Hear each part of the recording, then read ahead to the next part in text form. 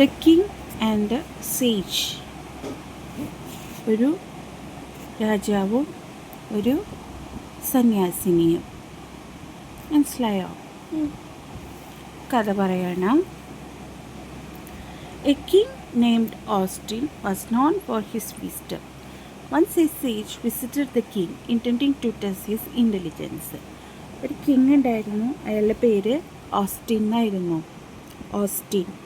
Austin വളരെ പേര് കേട്ടിട്ടുള്ള ഒരാളായിരുന്നു. കാരണം അയാളുടെ അറിവ് കൊണ്ട്. ചില ആളുകൾക്ക് ഭയങ്കര അറിവുണ്ടായിരിക്കും. അയാൾ വലിയ മിണ്ടാതിരുന്ന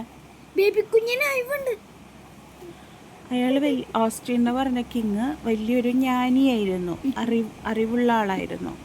അപ്പോൾ ഒരിക്കലൊരു സന്യാസി അയാളെ വിസിറ്റ് ചെയ്തു. എന്തിനു വേണ്ടിയിട്ട്?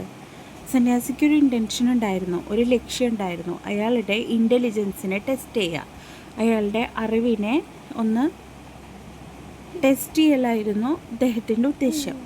അപ്പം എന്ത് ചെയ്തു? എന്തുണ്ടായത്? The sage was holding two garlands in his hands, one made of real flowers and the other of paper flowers. അപ്പോൾ സേജ് എങ്ങനെയാണ് അയാളുടെ ഇൻ്റലിജൻസ് ടെസ്റ്റ് ചെയ്തതെന്ന് വെച്ച് കഴിഞ്ഞാൽ, സേജ് 2 ഗാർലൻഡ്സ് കൊണ്ടുവന്നിട്ടുണ്ടായിരുന്നു. ഗാർലൻഡ്സ് എന്ന് വെച്ചാൽ പൂമാല. ഒന്ന് റിയൽ ഫ്ലവർ കൊണ്ടുള്ള കണ്ടോ ഗാർലൻഡ്സ് കണ്ടോ, 2 ഗാർലൻഡ്സ്. ഒന്ന് റിയൽ ഫ്ലവേഴ്സ് കൊണ്ടുള്ള ഒരു ഗാർലൻഡും മറ്റൊന്ന് എന്തുകൊണ്ടുള്ളതുമായിരുന്നു? ഫേക്ക് പേപ്പർ ഫ്ലവേഴ്സ് കൊണ്ടായിരുന്നു. The sage asked Austin, "Your Majesty, without touching these garlands, recognize which one is made of real flowers." അപ്പോൾ സേജ് എന്താണ് ഓസ്റ്റിനോട് പറഞ്ഞത്? കിങ്ങിനോട് എന്താ പറഞ്ഞത്? Your majesty, your highness. Majesty എന്ന് വെച്ച് കഴിഞ്ഞാൽ രാജാക്കന്മാരെയൊക്കെ വിളിക്കുന്നതാണ്. മജസ്റ്റി, യുവർ ഹൈനസ് എന്നൊക്കെ വിളിക്കും, വലിയ ആളുകളെ പറയുന്നതാണ്. Without touching these garlands recognise which one is made of real flowers. Touch ചെയ്യാതെ, തൊടാതെ ഏതാണ് ശരിക്കുമുള്ള പൂക്കൾ കൊണ്ട് ഉണ്ടാക്കിയത്,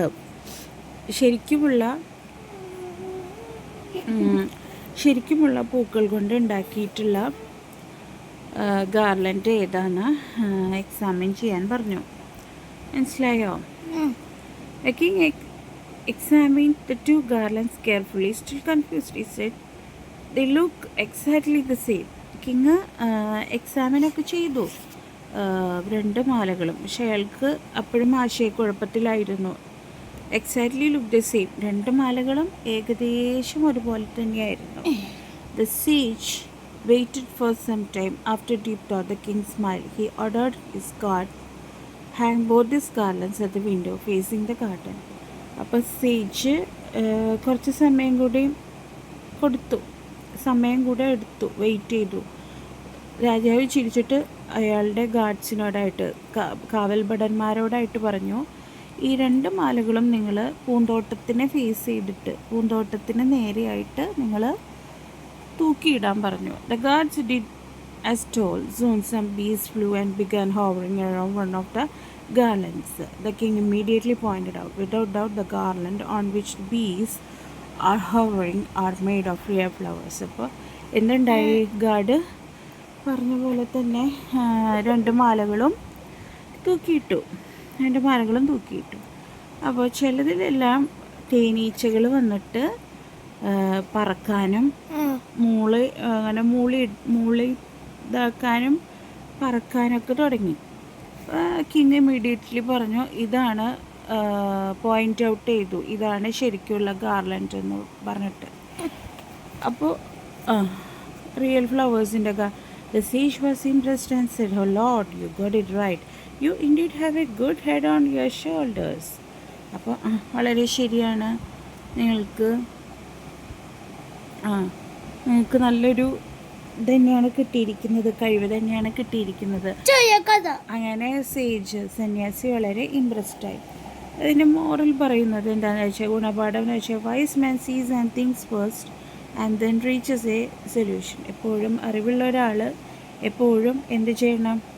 നന്നായി ഏതൊരു കാര്യത്തിനെയും കാണണം, വീക്ഷിക്കണം, അതിനുശേഷം നല്ലപോലെ തിങ്ക് ചെയ്യണം, ചിന്തിക്കണം. എന്നിട്ട് മാത്രമേ ഒരു എന്തിലെത്താൻ പാടുള്ളൂ, സൊല്യൂഷൻ, ഒരു പരിഹാരത്തിലോട്ട് എത്താൻ പാടുള്ളൂ. മനസ്സിലായോ? അപ്പോൾ ഇങ്ങനെ പോലെയൊക്കെ നിങ്ങളും എന്താവണം ഒരു വയസ്സായിട്ട്, അതായത് എല്ലാ കാര്യങ്ങളെയും നല്ലപോലെ വീക്ഷിച്ച് നല്ല ചിന്തിച്ച് തീരുമാനങ്ങൾ എടുക്കണം. ശരിയല്ലേ?